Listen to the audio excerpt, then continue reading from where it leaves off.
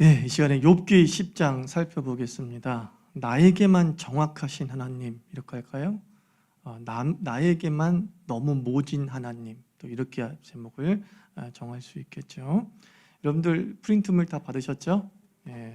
네 번역입니다. 네 번역이라고 하세요. 욥기 네 번역. 자, 한번 1절 말씀 읽어보겠습니다. 시작. 내 영혼이 살기에 곤비하니 내 불평을 토로하고 내 마음이 괴로운 대로 말하리라. 자, 내 번역은 사는 게 너무 괴롭다. 참는다고 별 수 있는 것도 아니잖아. 이제 내 속에 온갖 괴로움 속 시원히 다 털어놓겠다. 이게 충분히 그렇죠. 꾹꾹꾹 참고만 지내다가 또 꾹꾹꾹 참으면 해결될 줄 아는데 더 악화되는 경우가 있죠. 야, 참으면 진실은 드러나겠지. 뭐 참으면 언젠가 내가 억울한 거 드러나겠지 이랬는데 참으면 참을수록 나는 더 억울해지고 나는 더 속상해지고 그리고 나의 본 의도는 왜곡되고 그럴 때가 많이 있잖아요. 욥이 그런 경우를 느꼈던 거죠. 그래서 난 더 이상 이제 못 참겠어. 나 이제 할 말 하고 살 거야. 이 얘기하는 거예요. 이제 할 말을 해야겠어. 왜 할 말을 해야 되느냐? 왜 할 말을 해야 되느냐? 나중에 보면은 자기가 살 날이 별로 안 남았다는 것을 아니까 내가 곧 있으면 죽는데 이렇게 꾹꾹 담아놓고 죽느니 어차피 죽는 것 다 털어놓고 한번 단 한순간이라도 시원하게 살자라고 하는 그런 마음이 욥에게 담겨 있었던 거죠. 그래서 이제 누구에게요? 하나님에게 한번 속 시원하게 다 한번 꾹꾹 참았던 말, 야 이건 너무 불경하게 보이나? 이건 너무 참남하게 보이나? 라고 생각되어지는 자신의 생각과 하나님에 대한 자신의 판단을 이제 속 시원없이 하나님께 좀 말해보겠다라고 하는 거죠. 그래서 2절부터 이제 하나님을 향한 욥의 속마음이 이제 보이는 거예요. 2절 읽어봅시다. 시작. 내가 하나님께 아뢰오리니 나를 정죄하지 마시옵소서.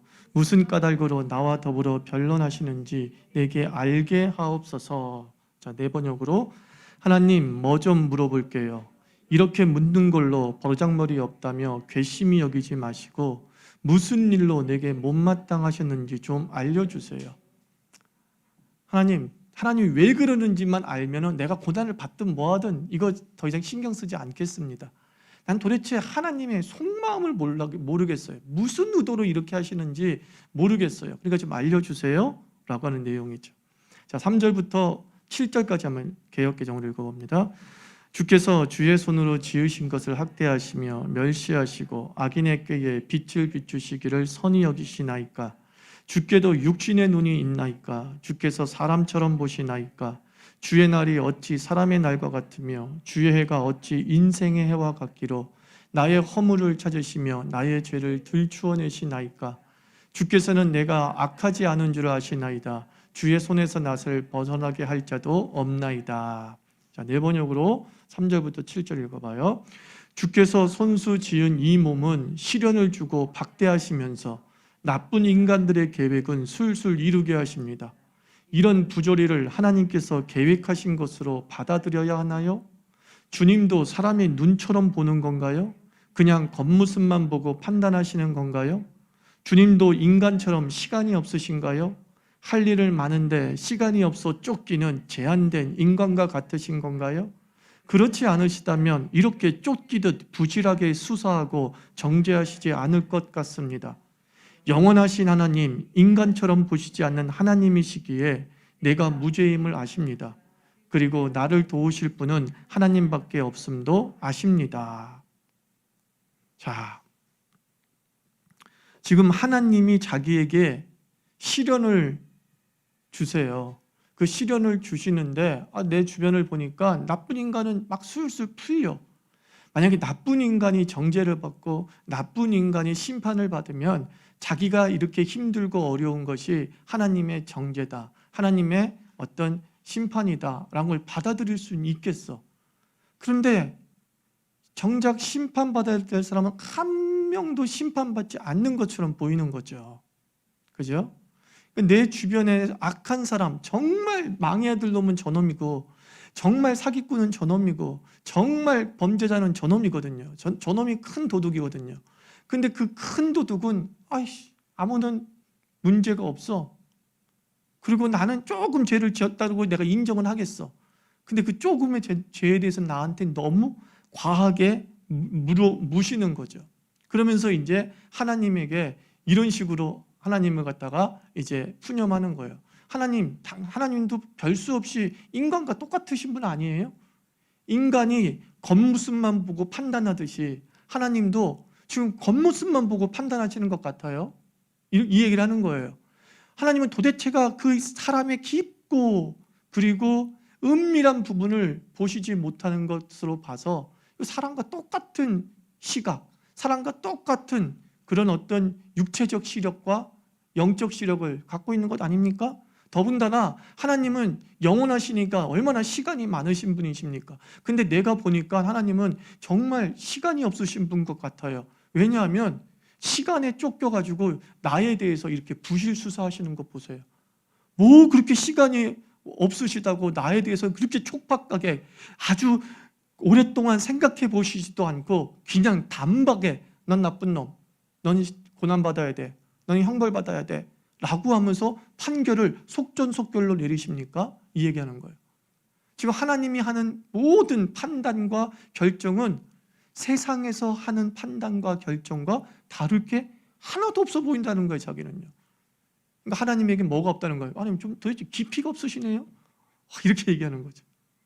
하나님 도대체 통찰력이 없으시네요. 하나님 해안이 없으시네요. 정말 하나님이 영원하신 하나님이시고 인간처럼 보시지 않는 하나님이시라면 나에 대해서 이렇게 쉽사리 빌다시 말한 것처럼 권성징악적으로 판단하시지 않았을 거예요. 이렇게 이야기하는 거죠. 여러분 그렇잖아요. 여러분들 힘들 때 가장 먼저 보이는 게 뭐죠? 나쁜 놈이 먼저 보여요. 내가 너무 힘들 때문에 신앙인은 두고 얘기하는 거예요. 신앙인들이 갑자기 힘들고 어려워요. 그런데 안 풀려요. 그때 보이는 건요. 어려움 가운데 성공한 사람이 어려움 가운데 버티면서 그걸 통과한 우리 믿음의 식구들이 보이는 게 아니라요. 믿음 생활 개판을 하는 사람이 갑자기 보여요. 그러면서 그 인간을 통해서 하나님이 더 원망스러워지는 거예요. 그게 순서예요. 가장 먼저 뭐가 보인다고요? 나쁜 놈이 어떻게 사나 이거 보는 거예요. 그래서 나쁜 놈이 어떻게 사는 것을 보고서 하나님이 지금 내가 겪는 고난이 정당한가 그리고 내가 받아들일 수 있는가가 결정이 돼요. 그런데 나쁜 놈이 정죄받으면 이걸 받아들일 수 마음이 생겨요. 그렇구나.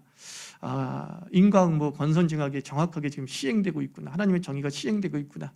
그렇다고 한다면 이것도 분명히 나에게 뭔가 문제가 있을 거라는 것이 분명해. 내가 좀 받아들이고 이해를 해야겠어 라고 해요. 근데 도대체가 하나님의 정의가 그 나쁜 인간에게 적용되지 않았을 때는 이제 이 고난은 너무 억울하게 보이는 거예요. 지금의 이 현실적 괴로움은 너무 억울한 거예요. 너무 억울한 거예요. 그래서 도대체 하나님의 섭리를 받아들이지 못하는 거죠. 어떻게 이럴 수가 있어? 이게 욥의 전개 과정이죠. 이해가 되시죠? 그죠? 8절부터 12절 한번 읽어봅시다. 시작. 개역개정. 주의 손으로 나를 빚으셨으며 만드셨는데 이제 나를 멸하시나이다. 기억하옵소서. 주께서 내 몸 지으시기를 흙을 뭉치듯 하셨거늘 다시 나를 티끌로 돌려보내려 하시나이까. 주께서 나를 젖과 같이 쏟으셨으며 엉긴 젖처럼 엉기게 하지 아니하셨나이까. 피부와 살을 내게 입히시며 뼈와 힘줄로 나를 엮으시고 생명과 은혜를 내게 주시고 나를 보살피심으로 내 영을 지키셨나이다. 자, 네 번역으로 읽어요. 정성을 들여 창조하실 때는 언제고 이제는 미련 없다는 듯 파괴하시려는 겁니까? 기억을 떠올려 보세요. 진흙으로 나를 아름답게 빚으셨잖아요. 그런데 이제 나를 먼지로 날리시려는 겁니까? 당신의 창조와 양육은 섬세한 사랑이었습니다. 아버지와 어머니를 통해 나를 낳게 하시고 뼈와 근육을 묶고 그 위에 살을 입히셨습니다. 그리고 생명과 사랑을 주시고 순결까지 보살펴 주셨습니다. 하나님이 자기를 얼마나 귀하게 만드셨는가에 대한 창조 신학을 일단 이야기하고 있는 거예요. 욥이 알고 있는 창조 신학은 무엇이었느냐? 진흙과 같은 우리를 하나님께서 당신의 형상으로 곱게 빚으셨다는 거예요. 그리고 우리를 양육하셨다라는 거예요. 10절에 말씀 같은 경우 개역개정에서 주께서 나를 젖과 같이 쏟으셨으며 엉긴 젖처럼 엉기게 하지 아니하셨나이까. 이게 이제 생명 잉태의 생물학적 과정을 은유적으로 표현한 거예요. 은유적으로 표현한 거예요. 쏟아지는 우유 이런 게 뭐겠어요? 자궁을 향하는 그 정자를 그림 언어로 묘사하고 있는 거예요. 그러니까는 10절 말씀은 뭐예요? 정자와 난자를 만나게 하시어서라고 하는 놀라운 생물학적 생명의 탄생 방법을 욥은 알고 있었다, 모르고 있었다?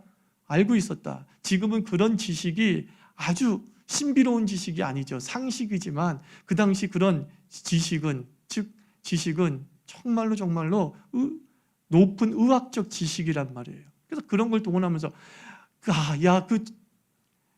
이 우유처럼 보이는 그 정액이 그 속에 생명이 있구나. 자궁에 들어가면 생명이 되는구나. 이건 놀라운 거잖아요. 놀라운 거예요.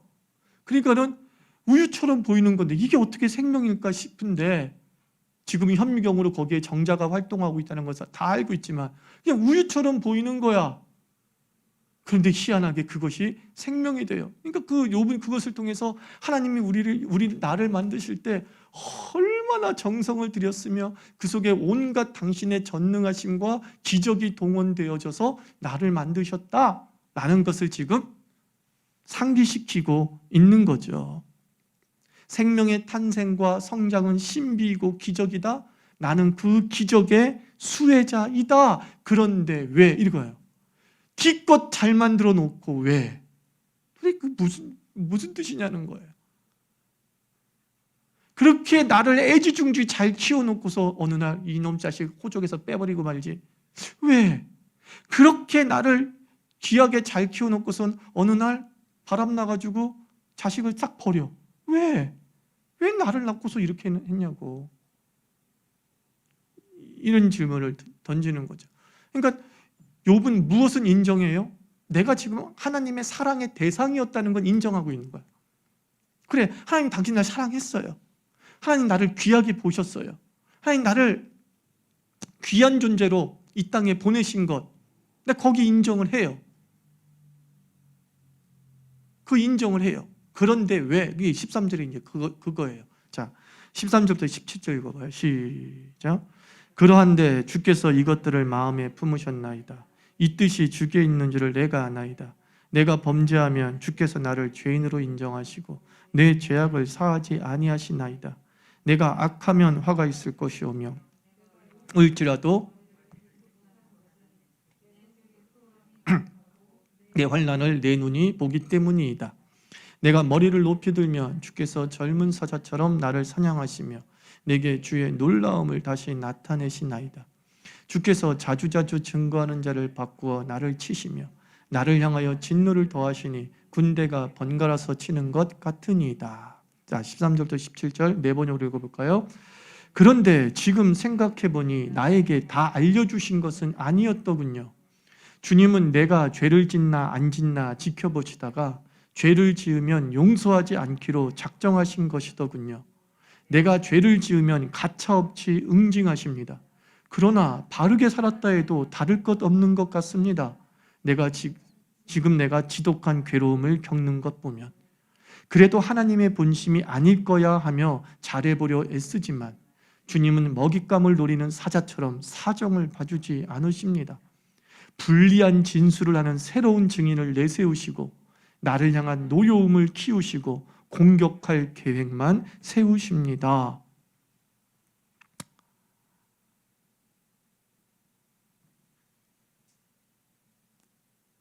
하나님께서는 나를 귀하게 여기시고 나를 소중히 여기십니다. 라고 하는 깨달음을 하나님을 통해서 얻었어요. 그런데 하나님의 마음은 그것만은 아니었구나라는 것을 내가 지금 세상 깨달았다는 거예요. 하나님 요건 안 알려주셨네요. 뭘 안 알려줬어요? 당신 나를 지독하게 정죄하고 괴롭힌다는 사실은 안 알려주셨네요.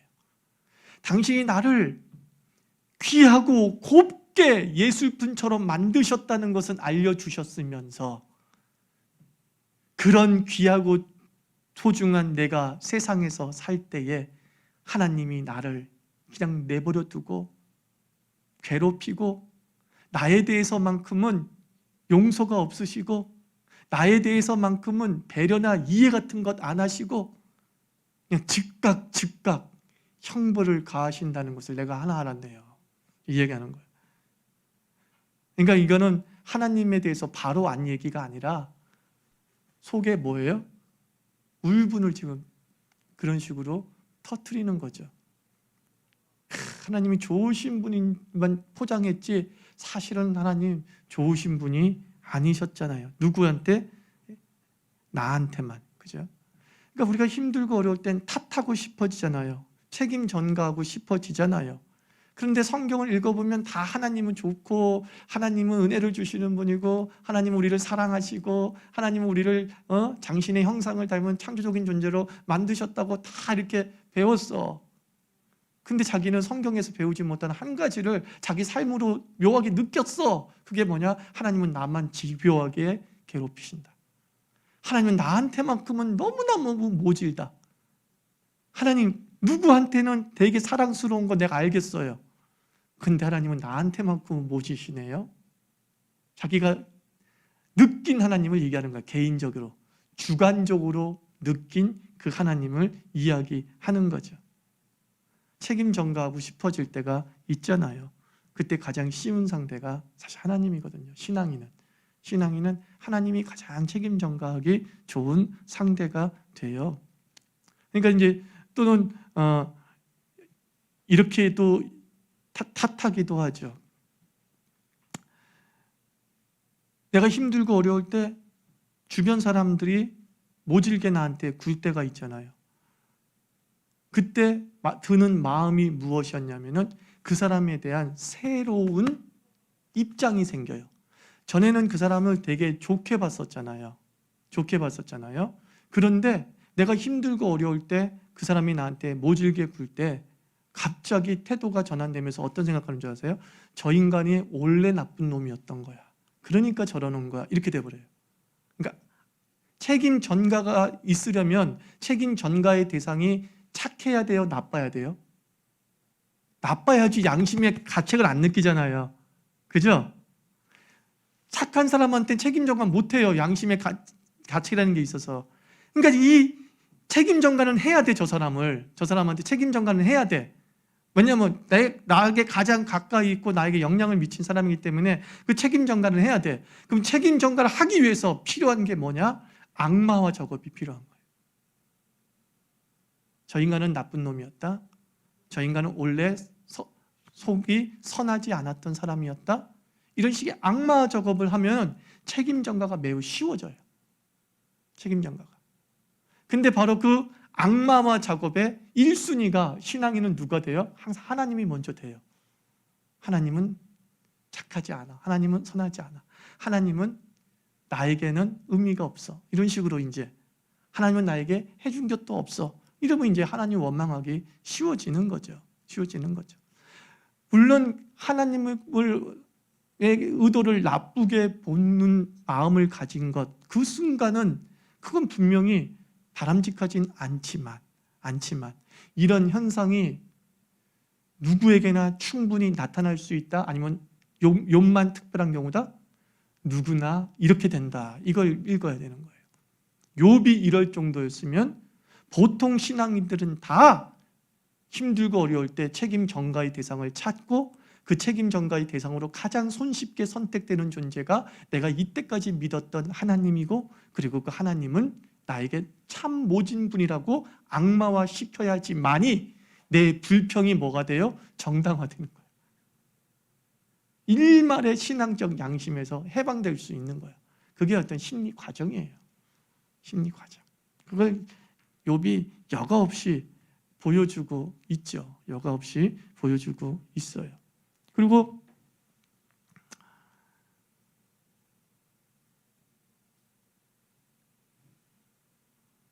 열심히 산다고 해가지고 해결되는 것도 아니다.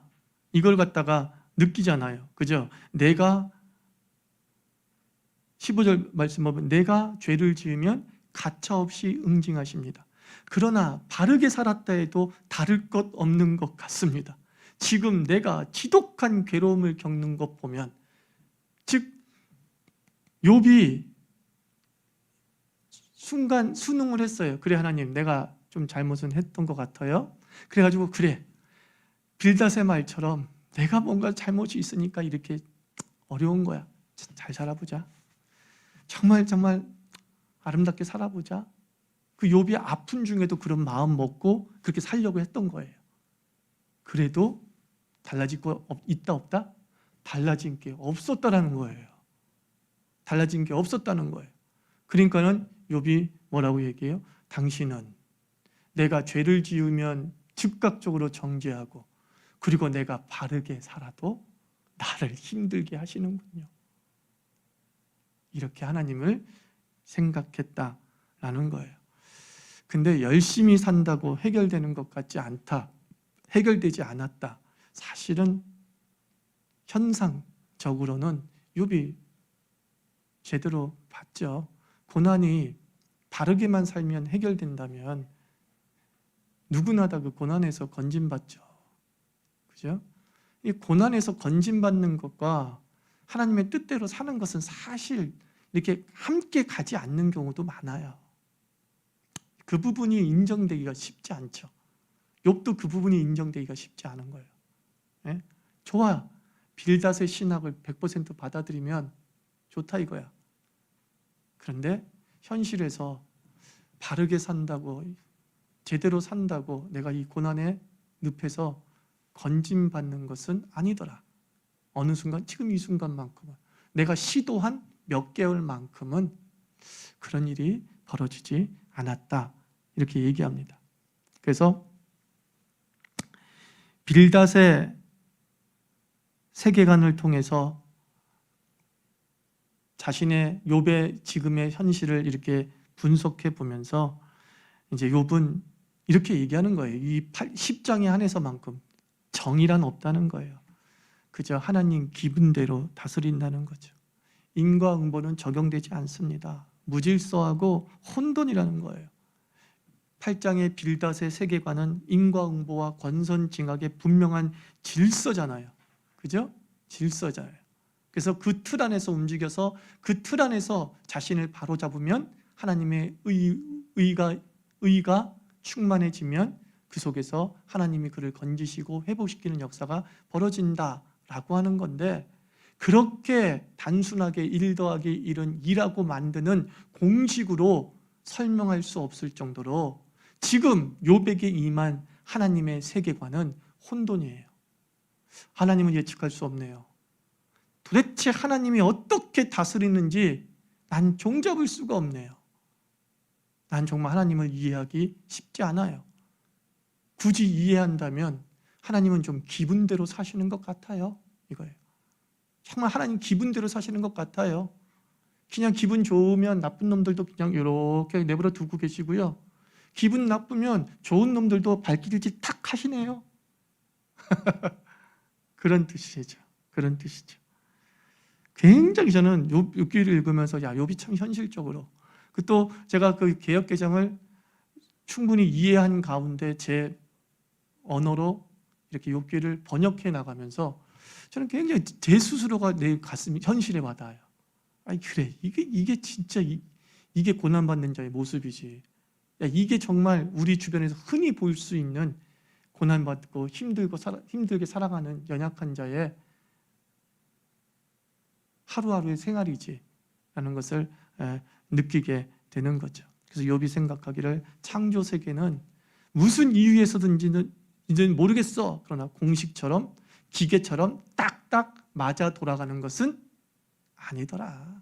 그러니까 결국은 여기서도 아직까지는 욥이 뭐예요? 나는 그래도 조금 의롭지 않느냐? 이 마음을 갖고 있는 거예요. 내가 완전한 의인은 아니더라도 그래도 이 정도면 좀 괜찮지 않은가라고 자꾸 생각이 드는 거예요.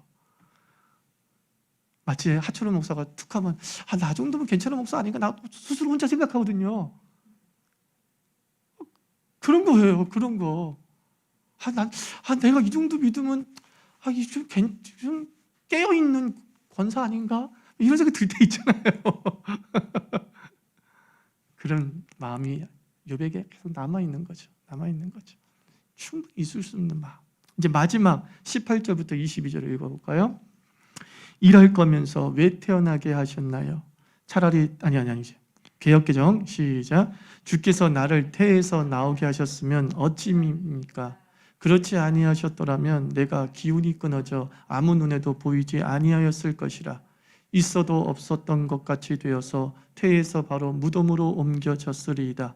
내 날은 적지 아니하니까 그런즉 고치시고 나를 버려두사 잠시나마 평안하게 하시되 내가 돌아오지 못할 땅 곧 어둡고 죽음에 그늘진 땅으로 가기 전에 그리하옵소서. 땅은 어두워서 흑암 같고 죽음에 그늘져서 아무 구별이 없고 광명도 흑암 같으니이다. 자, 네 번역으로 읽어봐요. 이럴 거면서 왜 태어나게 하셨나요? 차라리 태어나지 않았으면 좋았을 것을. 그래서 아무도 나를 알지 못하였으면 좋았을 것을. 태어나지 않고 모태에서 죽어 그대로 땅에 묻혔으면 좋았을 걸. 이제 나도 죽을 때가 되지 않았나요? 죽기 전에 잠시라도 나를 평안하게 해주세요. 어둡고 캄캄한 죽은 자들이 가는 땅으로 곧 갈 텐데 가기 전 잠시 쉬게 해주세요. 죽음의 땅은 칠흑같이 어둡고 아무것도 알아볼 수 없는 그곳에 가기 전 잠시라도 빛을 누리게 하소서. 이렇게 이야기를 했어요. 18절, 이럴 거면서 왜 태어나게 하셨습니까? 이렇게 할 거면서 왜 태어나게 하셨습니까? 어울릴지 모르겠지만 이제 이 부분 제가 번역하면서 이럴 거면서 왜 태어나게 하셨냐는 걸 번역하면서 제가 한 15년 전에 이렇게 가을 날씨에 참 잔잔하게 들었던 노래가 있어요. 그 박혜경이라는 가수의 하루라는 노래거든요. 하루. 그 가사 중에 이런 부분, 이럴 걸 알면서도 모르겠다. 하늘간에 여기 내용이 그거예요. 뭐냐면 헤어졌어요. 그리고 헤어졌는데 점점 그 사람이 잊혀지고 하루하루 무뎌지는 거예요. 그러면서 얘기하는 게 이럴 걸 알면서, 그러니까 결국 내용은 이거예요. 이렇게 될 줄 우리가 알면서 헤어질 걸 알고 서로가 이렇게 무뎌지게 될 걸 알면서 우리는 왜 그렇게 뜨겁게 사랑했는지, 왜 그렇게 행복과 왜 그렇게 애절했는지, 이런 가사인 거예요. 이별할 줄 알았고 서로가 이렇게 헤어지면 무덤덤해질 거라는 것 우리는 어느 정도 알았었잖아. 그런데 마치 우리는 그런 일이 벌어지지 않을 것처럼 막 행복하고 즐겁고 뭐 열렬히 사랑했었다. 역설적으로 이야기하는 거죠. 역설적으로 이럴 줄 알면서도 뭐예요? 이러지는 않았어야 된다. 이 얘기를 하려고 하는 거죠. 헤어지지 않았어야 된다. 서로 잊혀지지 않았어야 된다. 뭐 그런 이야기를 하는 거예요. 그러니까 예수님, 하나님에게 적용하면 이렇게 될 줄 아셨으면 차라리 가족이나 행복, 풍요 이런 거 느끼게 하지나 마시지. 그러면 상실의 아픔이 그만큼 적었을 것 아니에요. 근데 가족을 행복을 느끼게 만들고 친구의 행복을 느끼게 만들고 자녀의 행복을 느끼게 만들고 아내의 행복을 느끼게 만들고 사업의 그 재미를 느끼게 하셨어. 자, 행복한 조건이 많을수록 아픔은 어때요? 너무 커. 잃는 아픔은 너무 커버리는 거야. 차라리 내가 가족도 없었고 뭐도 없었으면 지금보다 아픔이 덜했을 거라고. 근데 너무나 좋은 걸 주님께서 다 주셔놓고선, 다 누리게 해셔놓고선 일순간 가져가시려고 가져가셨으니 난 너무나 힘들어요. 그렇게 이야기하는 거죠. 여러분들, 나중에 잃더라도 나중에 잃을 것 알고 잃을 수 있기 때문에 안 받겠습니까? 잃을 수 있어도 받겠습니까? 여러분이라면 보통 사람은 받죠, 그죠? 잃을 줄 알고도 그렇게 될 줄을 혹시 안다 할지라도 우리는 지금 주시고 지금 이 행복을 누리려고 그것을 가지려고 되게 노력을 했을 거예요. 그건 하나님 탓이 아니죠. 주신 건 하나님 탓이 아니죠. 그죠? 내가 주신 것 때문에 더 아파. 내가 하나님 이 남자를 주시지 않았으면 내가 이렇게 이 남자와 사별하면서 아프지 않았을 텐데, 그러니까 주신 것까지 원망하면은 이거는 이제 갈 때까지 간 거야. 욥이 지금 갈 때까지 간 거야. 주신 것도 원망스러운 거야. 주신 것도 이럴 줄 알면서, 이렇게 될 줄 알면서, 이렇게 하실 거면서 하나님은 뭐예요? 내 아픔 더 크게 하려고 그거 줬군요. 이렇게 이제 오해를 막 하게 되는 거죠. 그거는 좋은 의도가 아니었군요. 나보고 이 높은 곳에 올라가게 만든 건 그냥 추락해가지고 머리통 깨지게 만드시려고 한 거군요.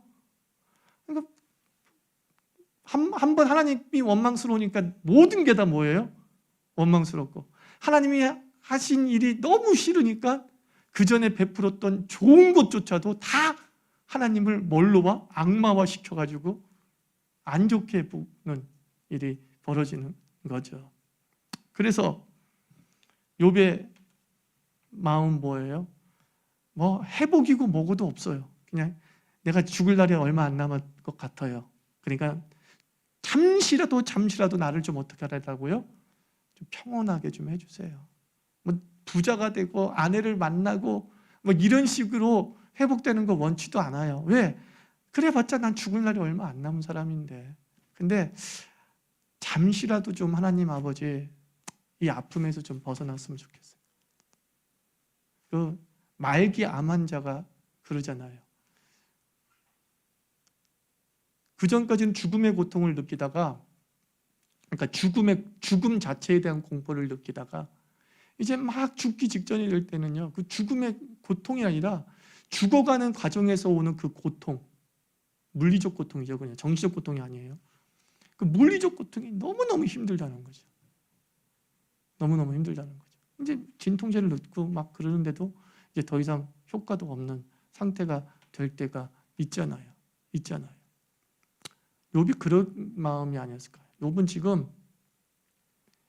정신적인 고통을 떠나서 육체적으로도 너무너무 지금 아픈 것 같아요.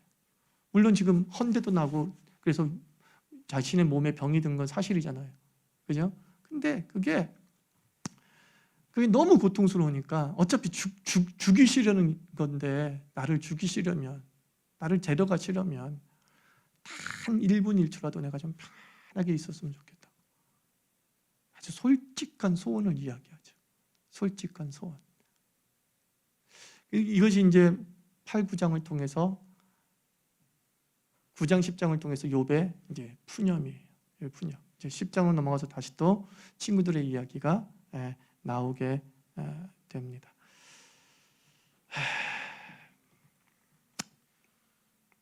저는 이렇게 얘기하고 싶어요. 오늘 말씀을 통해서 탓할 수는 있어요. 탓할 수는 있어요. 탓할 수는 있으나 좀 여러분들의 삶이 회복되면 풀리기를 축원합니다. 네. 그래요. 같이 기도합시다.